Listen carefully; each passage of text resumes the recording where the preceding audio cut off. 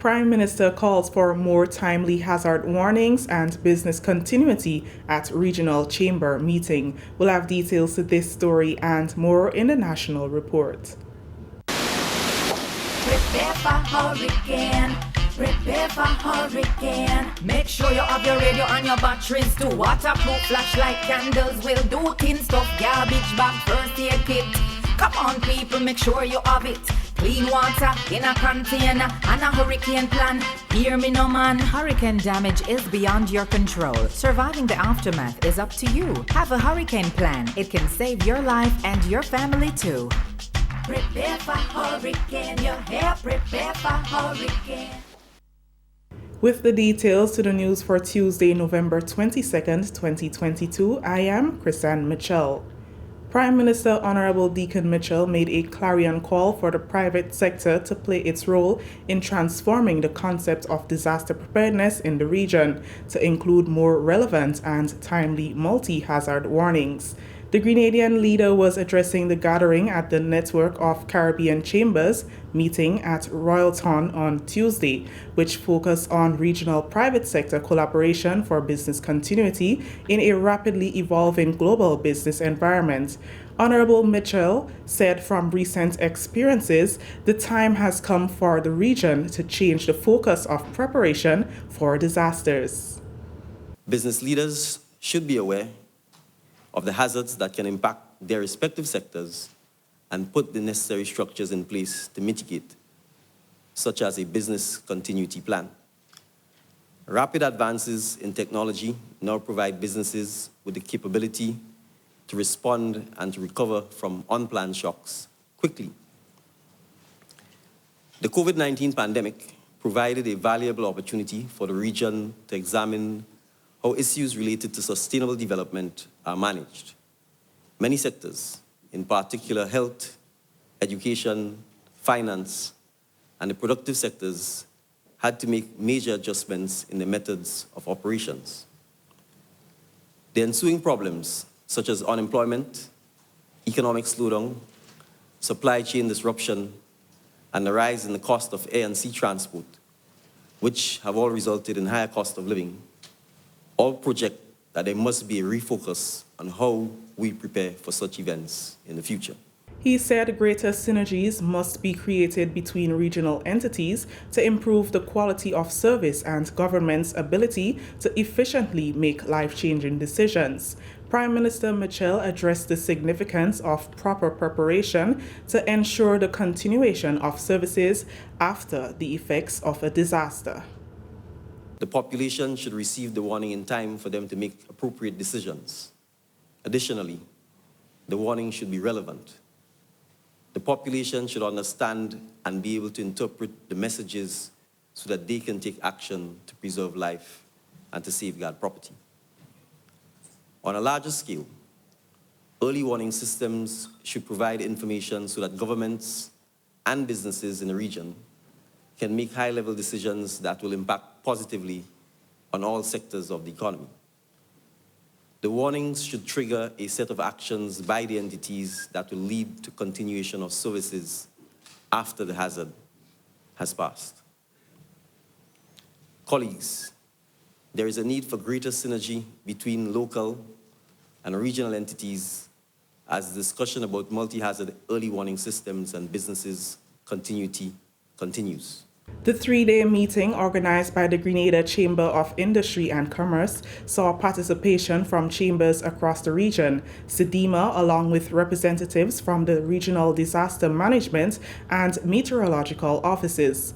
The CARICHAM meeting is scheduled to conclude on Wednesday, November 23rd. The government of Grenada has announced the appointment of a new chairman and members of the Public Service Commission in accordance with Section 83, subsection 1 of the Grenada Constitution Order 1973. The appointments from the Office of the Governor-General, acting on the recommendation of Prime Minister Deacon Mitchell, take effect from today, November 22nd, 2022, for a period of 3 years. The new chair is Deborah St. Bernard, who replaces outgoing chair Beryl Isaac. Other newly appointed members include Bernard Entwine, Faye Thompson, James Alexander, and Judy Benoit. Ms. Saint Bernard brings extensive experience to the position, having previously served as a member of the Public Service Commission. She held numerous appointments as a director on boards and is currently the president of the Grenada Building and Loan Association. The newly appointed members of the Commission contribute professional experience in a wide range of fields, including human resource management and development, education, healthcare, leadership, law, communications, among others. Prime Minister Honorable Deacon Mitchell extends a warm welcome to the new chairman and members, underscoring the importance of the Commission in uplifting the standards of the public service, upholding conduct, as well as leading the service to realize transformational outcomes and services for Grenadians, while protecting and elevating the values of integrity, fairness, justice, merit, and conduct. Government conveys sincere appreciation to the outgoing chair, Mrs. Beryl Isaac, and members for their diligent and committed service to the country. The praises continue to pour in as leaders of the Grenada Union of Teachers, the Grenada Technical and Allied Workers Union, and the Grenada Public Workers Union express gratitude to the government of Grenada for delivering on its promise of retroactive pension payments. With just a mere 5 months after forming the government, the Deacon Mitchell-led administration upheld the court's ruling of paying pensions to public officers, starting with retroactive payments to eligible officers who retired over the years. President General of the Grenada Union of Teachers, Jude Bartholomew, told GIS the journey to this day has been one of sweat and tears. As a new government, only 5 months. There were other administrations before who never really and truly bring the pension thing through into fruition. And we have problems. We were in doubt with even the previous administration as to what they would do with honoring the court judgment and everything and paying the retroactive payment. But we give kudos, we are happy, we are jubilated, a sense of thanks and gratitude from all our members and public officers for this new administration in 5 months, honoring their commitment to workers in this country and to public officers and teachers paying the pension and going forward. President of the Grenada Public Workers Union, Brian Grimes, says he is certainly happy to have been a part of this fight, where his team had to overcome some turbulent times with the former administration on the issue of pension. Grimes says his team persevered and is pleased to witness the ruling of the court being honored by the present administration. I listened to a pensioner recently thank the Prime Minister of this country, and this is where you can extract the real feeling. People have been struggling, and the payment of the retroactive will assist this country greatly in terms of the economy, yes, in terms of money being spent, but in terms of just individuals who have served the country and respecting the dignity of labor in this country. So with that being said, this administration must be given tremendous applause and appreciation for the work they have done regarding the payment of the retroactive. Of course, we know about talks about pension reform, but we have ran the first leg and we have ran it well, and hundreds of people, in fact thousands, the whole of Grenada is happy for this because the retirees, they also have families and people are looking on. And I think it does a lot for social and economic justice in this country that the retroactive payment has been made. The Grenada Technical and Allied Workers Union President General Senator Andre Lewis also echoed sentiments of appreciation to the government for making good on its word to honor the ruling of the courts and pay the public workers their due pension. I am absolutely clear that all of us, as current leaders, all the members of the labor movement, all the members of the working class, and I dare say Grenada as a whole, feels extremely proud at this moment. All three union leaders are encouraging the pensioners to be prudent in their spending.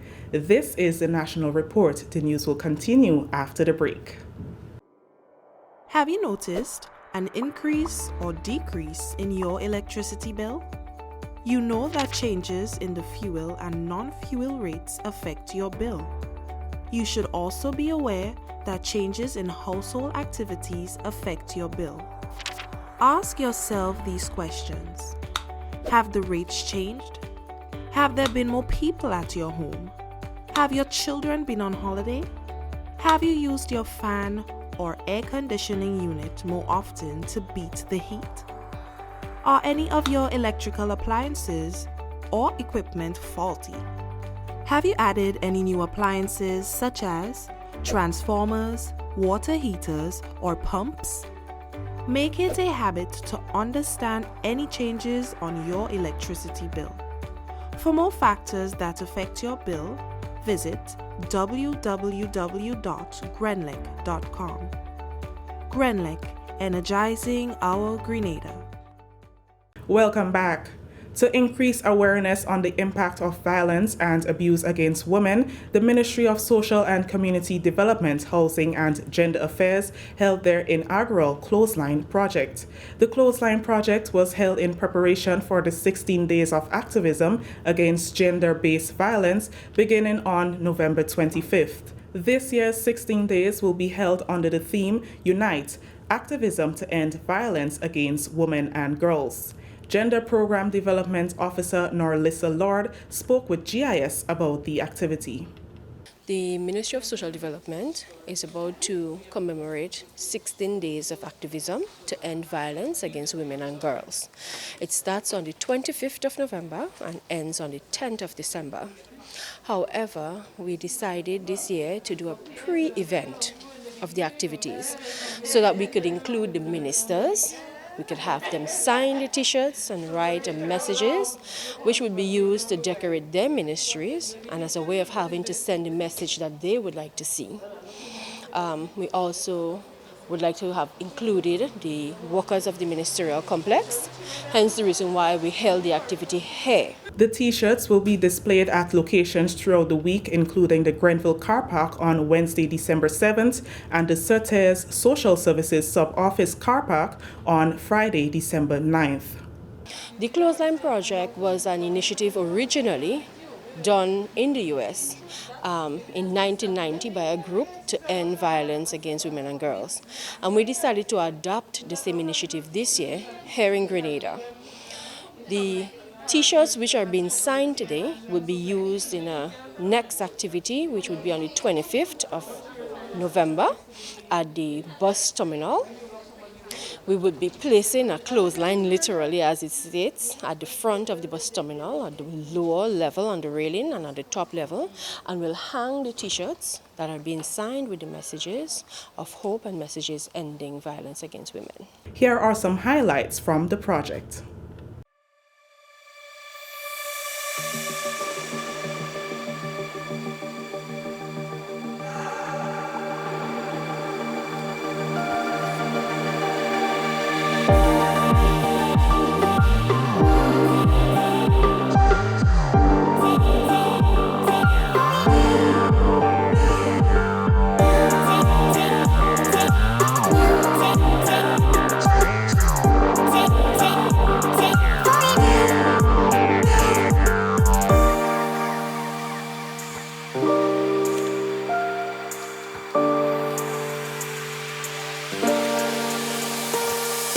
Finally, in the news, discussions have begun delving deeper into issues relating to safety of fishing fleets and safety at sea regulations to protect lives and livelihoods of fishermen as government seeks to upgrade the safety at sea regulations. The Department of Fisheries is being supported by the United Nations Food and Agriculture Organization through a letter of agreement with the Windward Island Research and Education Foundation under an initiative titled Project for Practical Climate Change Adaptation in Fisheries Interventions in Grenada.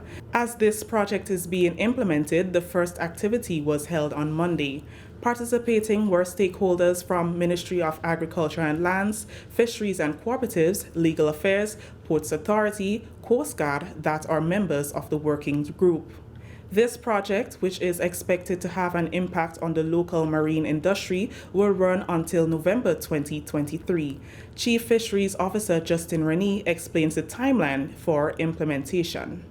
We started off with an inception meeting between the three entities.